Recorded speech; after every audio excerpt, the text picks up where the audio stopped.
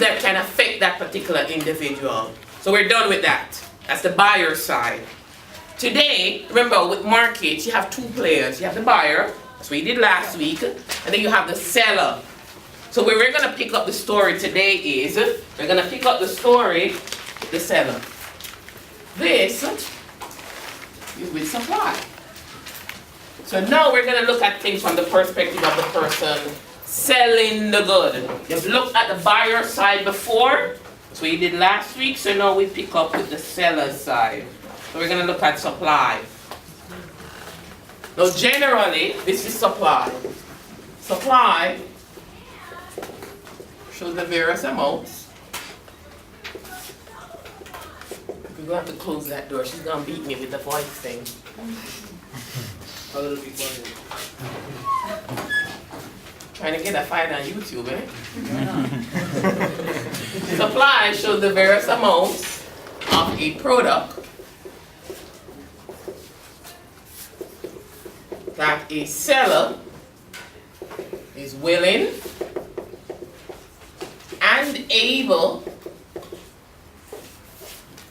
to sell at a particular price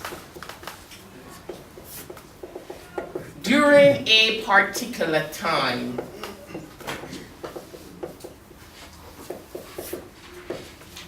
So supply, formally, it shows the various amounts of a product that a seller is willing and able to sell at a particular price during a particular time.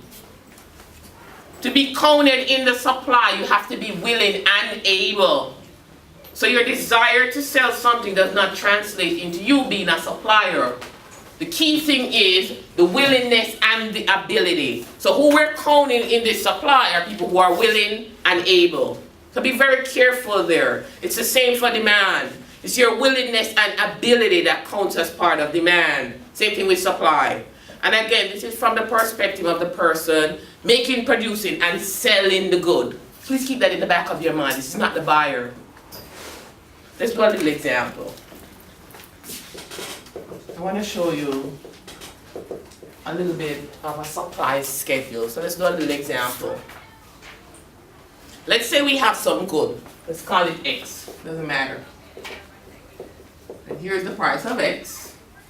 And we're going to compare that with the quantity supplied of X.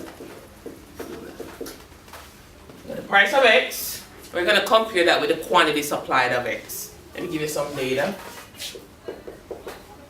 5, 4, 3, 2, 1. Let's get in the quantity supply. 60, 50, 35, 20, 5. Let's get that in there.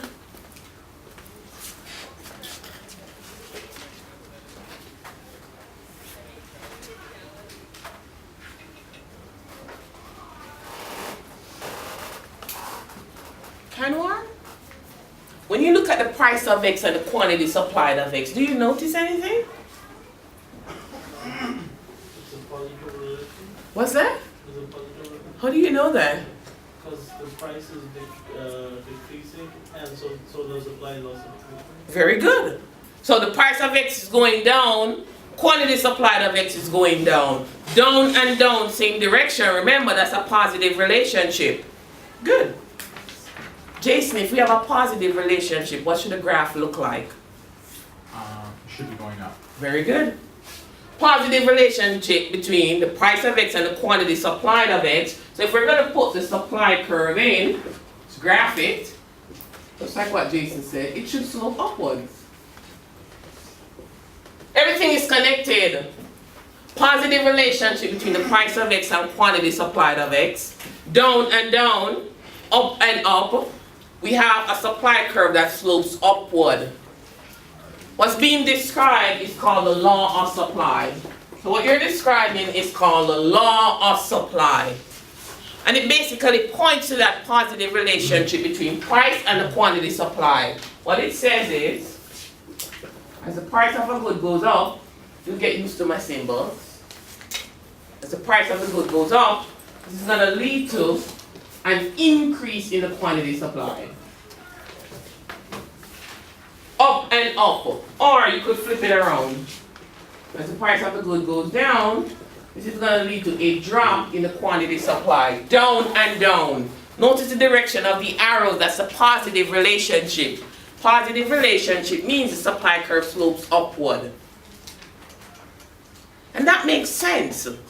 This is from the perspective of the person selling the good. Think about it. The higher price you can fetch on the market, the more you're going to want to make, produce, and sell that good. You're the seller. The lower price on the market, the less motivated you'll be to want to make, produce, and sell that good. So prices go up, quantity supply goes up. Prices go down, quantity supply goes down. So that makes sense logically, the law of supply. Upward sloping supply curve. Yeah? Questions? Again, remember, this is from the perspective of the person selling the good. Keep that in the back of your mind. We'll talk about the demand a little later on. But now, this is the seller. If you're selling something you only had a limited edition of it, would you sometimes want your price to go up? Now that's a very valid point. Because what we're looking at right now is, so the question was, if you're selling something and it's a limited edition, remember the concept of ceteris paribus. So you're throwing in another variable in there. Later on, you're going to see how exactly we can move, not the quantity supply, but the supply curve. So we're going to come back to your question a little later on. The market is very dynamic. Right now, what we're looking at is the very static relationship between the price of the good and the quantity supplied, ceteris paribus. Change the price of the good, all other things constant, what should happen to the quantity supplied? You'll have a positive relationship. That's a very valid question. We'll get into that later. Now, we have the law of supply. What I want to get into right now is what are the different variables that can affect your decision to make, produce, and sell a good. So what we're going to do is, let me get this. I'm going to look at changes in price and what we call non-price factors. Let me explain this.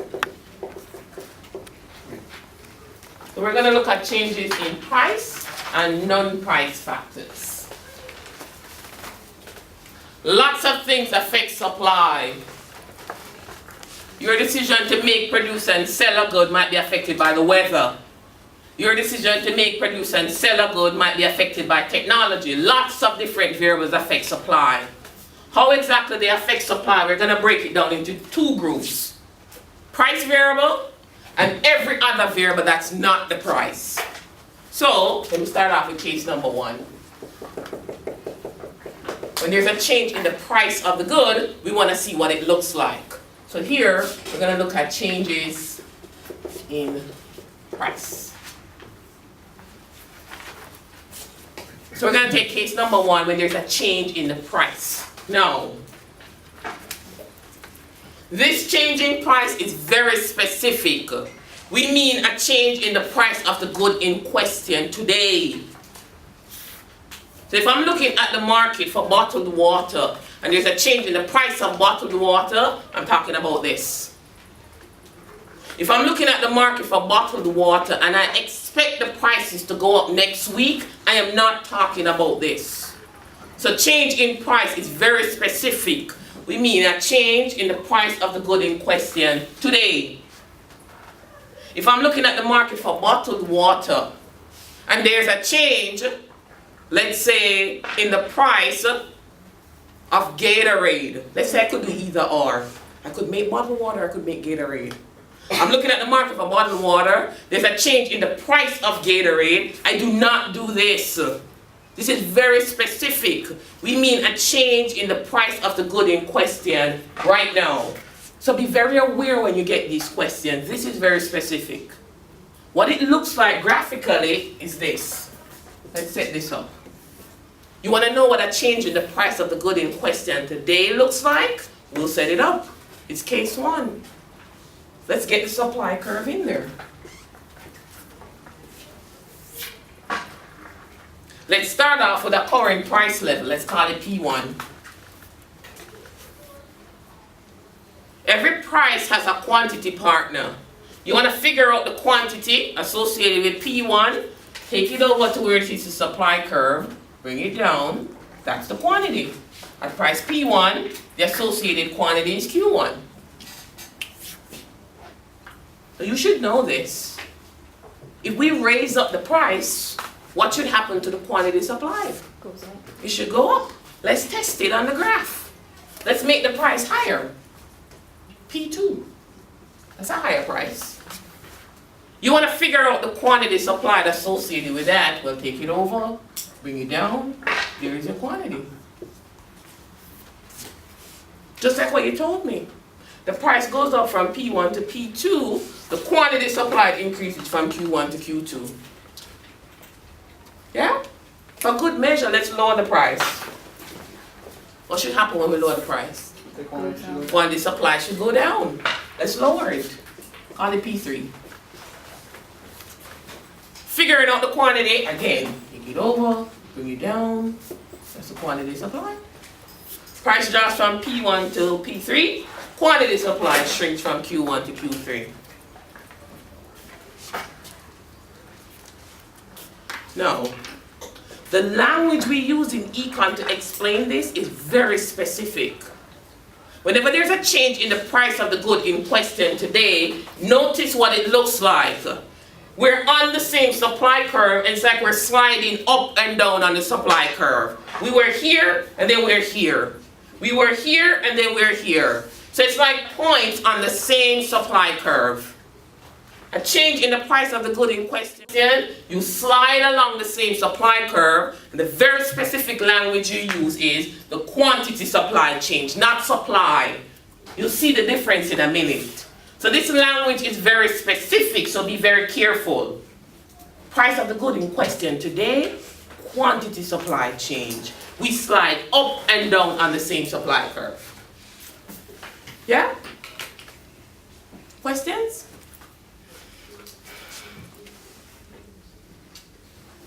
This is a very specific case. Price of the good in question today, not the price tomorrow, not the price of something else. The good that you're looking at right now. Case number 1. Slide up and down on the supply curve, quantity supply change. Are there any exceptions to this case? What do you mean, like what? I can't think of one, but. So this is very specific. This is just one variable. The price of the good in question today. Do you mean if there are other things that can affect supply? Was that your question? Yeah, for this case only though. So that last piece that you're saying to me is a little confusing because there's only one thing here. Yeah. The price of the good in question today. Oh, okay. Yeah, that's the only thing. So there's no other stuff. Now if your question is, are there other things that can affect supply? The answer is absolutely. Lots of things can affect our decision to make, produce, and sell a good. In fact, when that happens, let's look at that on case 2. Case number 2. All the other stuff that can affect supply, and it's not the price of the good in question, we're going to do those under case 2. It affects our supply, our decision to make, produce, and sell the good, but it's not the price of the good in question today, then you do case 2. I'm going to lump them all up for now and call them non-price factors. Every variable that affects supply, that's not the price of the good in question today, we're going to put them there. I'm going to show you what it looks like. Let's set this up. Here's the quantity, here's the price, get your supply curve in there.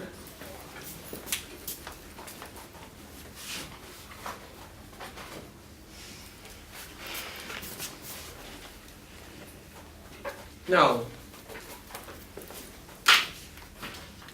if there's a change in a variable and it's not the price of the good in question and it's causing your supply to increase, so it's not case 1, it's not the price of the good in question, but it causes your supply to increase. What you're going to do is you're going to take this supply curve and shift it completely to the right. Let's call it S2. It's not the price of the good in question and it causes supply to increase. Pick up your supply curve and shift it completely to the right. This is an increase in supply.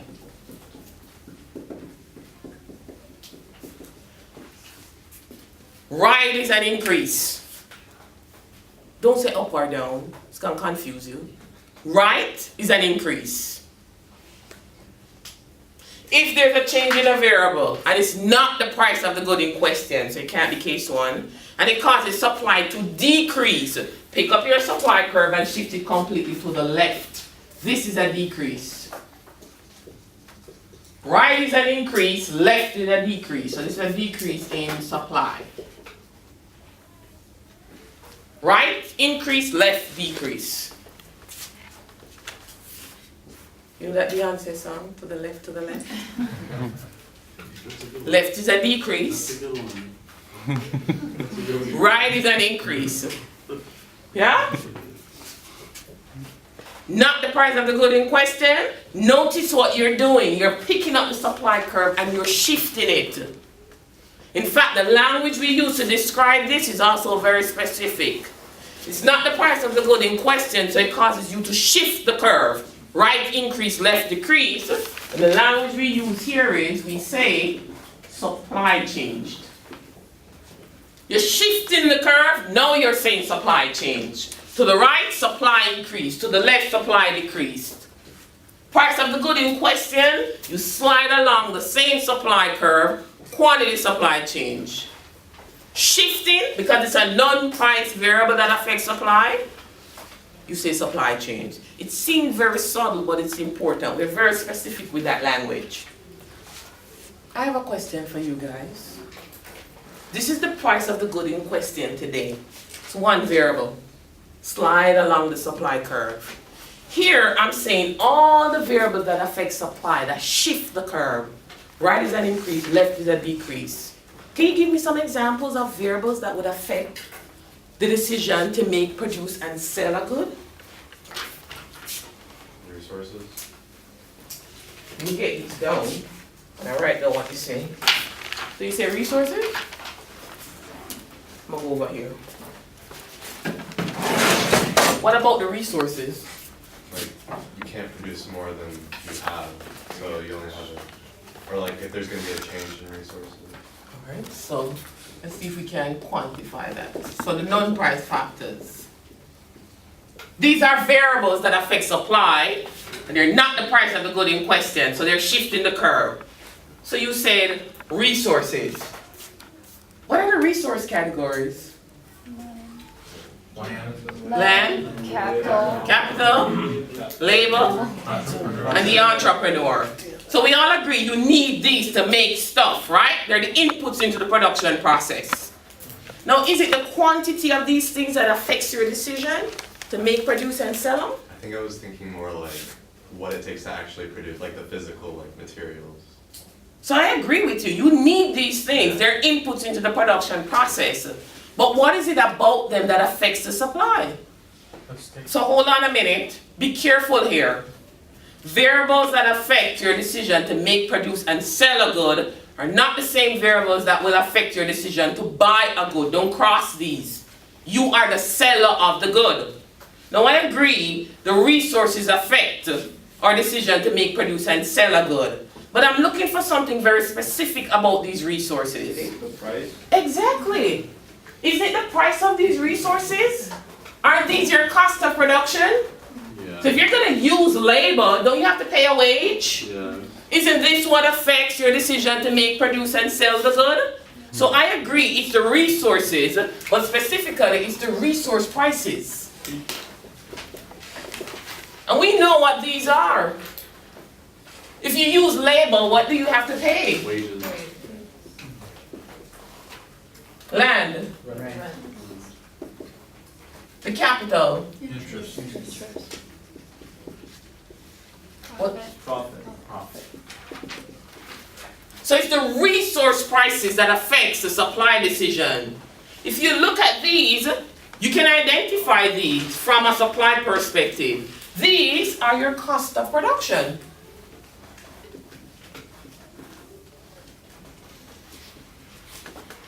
Yeah? Now how does this work? For example, I gotta pay more wages. Let's say the cost of production. The COP, not the COP, let me do this. The cost of production goes up. What should happen to supply? It goes where? Down. What's that? It goes to Right or left? cost of production goes up. What happens to supply? It decreases, so it goes where? Left. To the left, to the left. Yeah? So, cost of production goes up to the left. You would shift it to the left. I want you to get into the habit of saying up, right and left. Don't get into the habit of saying up and down. It's gonna confuse you. Right is an increase, left is a decrease. And it works both ways for demand and supply. So get into that habit. Right is an increase, left is a decrease. Cost of production goes down. Which way are we shifting it? Right. That's how you analyze these. Now Jason was bringing up a point earlier. You were telling me something about fuel. What were you saying? Well, what I was getting at was if a new technology is developed and it's less expensive to extract the fuel, then that means that the supply is gonna go up. Very good. Another variable that affects supply, as Jason is pointing out, is technology. He gave a very good example. So another variable, technology. And this is pretty straightforward. He gave you the example. Technology improves. What do? You have an improvement in a technology associated with a production process. Shift to the right. Whatever this looks like, what a reversal of technology. Then what? To the left. Yeah? What else can affect supply? Competition. Explain that a little. Let's say someone's making like the same product as you, but using like different resources, I guess. I don't know. Maybe a very similar product but for like a cheaper price. I don't know. It's price. Here's how I categorize that. I call it the number of sellers in the market. So the actual number of sellers that exist in the market. And it could go the way that you're identifying it. I could actually see that. But normally you have more sellers in the market. One easy way to think about it is selling bottled water. And we get more people selling bottled water. And an increase in the number of sellers. So I'm selling bottled water. And we get more people selling bottled water. Then to the right. Less sellers in the market, and to the left. There is that competition angle that you're identifying that could actually reverse this. So that could actually happen in reality. But normally the straightforward way to think about this is more sellers, you have more people making, producing, and selling the good, supply goes to the right. You have more people, you have less people making, producing, and selling the good, it shifts to the left. Yeah? What else could affect supply? Number of buyers? Number of buyers? The number of buyers would affect demand. Government policies. Explain that a little. Okay, so when the government makes you increase those wages, you have to pay federally and like state. So that's the resource price, no? That's the wage going up. Yeah, but what do you mean? So that we categorize there. I agree with the government policy. Okay. But tell me something very specific about government that should affect your supply. Taxes. Yeah, basically. Yeah? So, let me ask you this. Will taxes affect demand? There's a change in taxes. Does that affect your demand for a good? The government taxes you more or less. Yes. Absolutely. More often than not, when we use taxes in this course, we're going to be using it specifically to highlight producer taxes. It's affecting the seller. Okay? So more often than not, in this course, when you see taxes, we do know in the real world it affects demand, but more often than not, the change in the taxes, specifically, we're having it affect supply. Just to simplify things. So taxes, I agree. Producer taxes, that affects supply. You should know how this works by now. Taxes go up. Left. Right. Yes?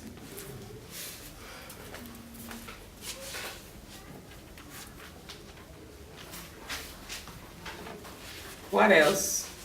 Anything else you can think of? Price of related goods. I'll agree with that. Even though the price of related good is also a demand factor, I'll agree with that in this regard. We call it kind of like input substitution, and I'll explain this a little. So I agree with you a Is little it bit. like those tractors that you use, you know, to plow, like, or to use on construction?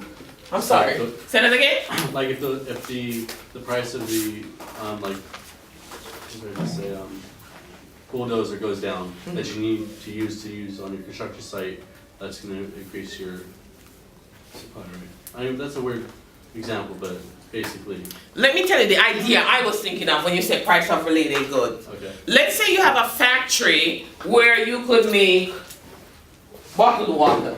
That's your factory right now. You're making and producing bottled water. Yeah? You could just as easily, with the same resources, throw some Kool-Aid in this and make flavored water. It's very easy. In fact, you wouldn't have to change much. Right now you're making bottled water and you're selling that on the market. Now how I pretty much kind of use this related good, remember you could make the flavored water very easily with the same inputs. So we're making bottled water, and if the price of flavored water now goes up, what should happen to the supply of bottled water? You should go to the left. Because now you see, why don't I just switch my resources over and start pouring the Kool-Aid in the water and sell something that will give me more profits? That's the idea I looked at when you said related goods. It's kind of like input substitution. And usually it's the case where your resources can be pretty much transferred. Usually it's a similar production of a good or service. So the idea here, just so you remember when you're studying, let's say you have an increase in the price of flavored water. You're studying and you're trying to remember.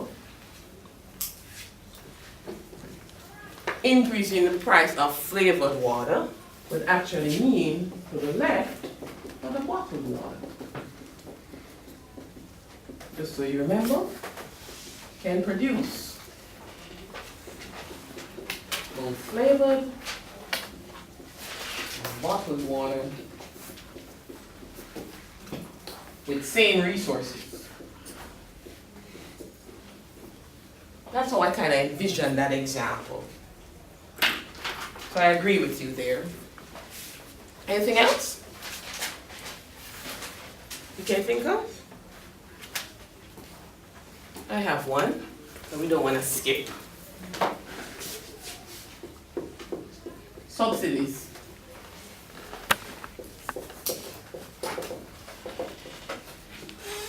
Does anybody know what a subsidy is?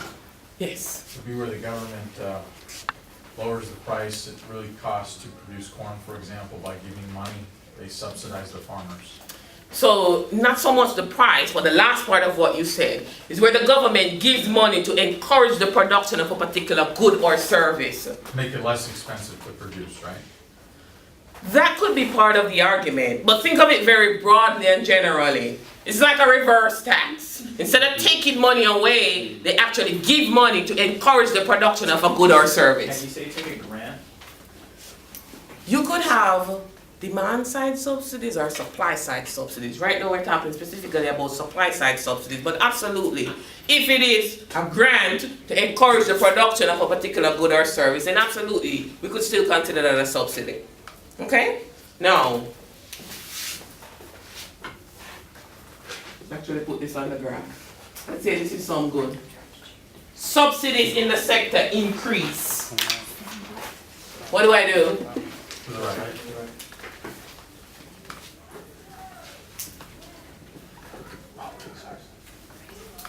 Subsidies decrease. Okay, take away the subsidies.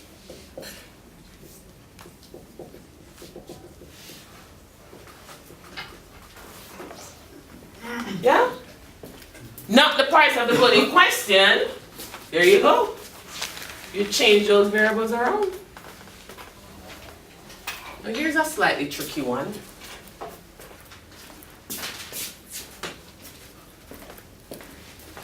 This is the last one on me. So this is number 7.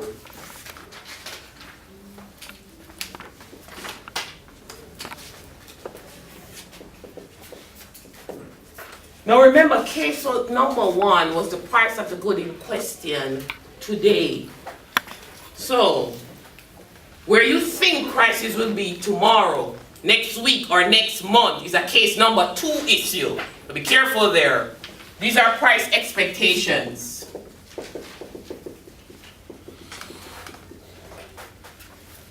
So where you expect prices to be is not the price of the good in question today.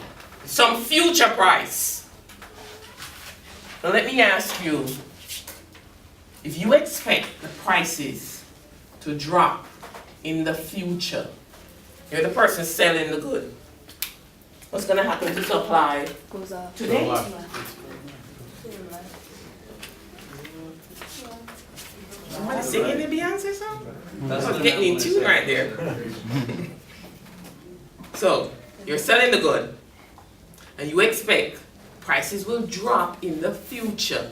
What do you do today? You sell more. You're gonna wanna make, produce, and sell as much of that good as you can today. So where's the supply curve gonna go today? To the right. Right. Yeah? If you expect the prices to go up in the future, you could argue this. So you expect a higher price in the future, then you're gonna kinda wanna back off on production and kinda wait for that higher price. Save up your resources to produce more in the future. So, the left today. Yes? Notice this is a case, even though we say price, read the question carefully. If it's not the price of the good in question today, it's gonna be shifting. The only thing that's case number 1 is the price of the good in question right now, moving along. Any other variable will be shifting. Right is an increase, left is the decrease.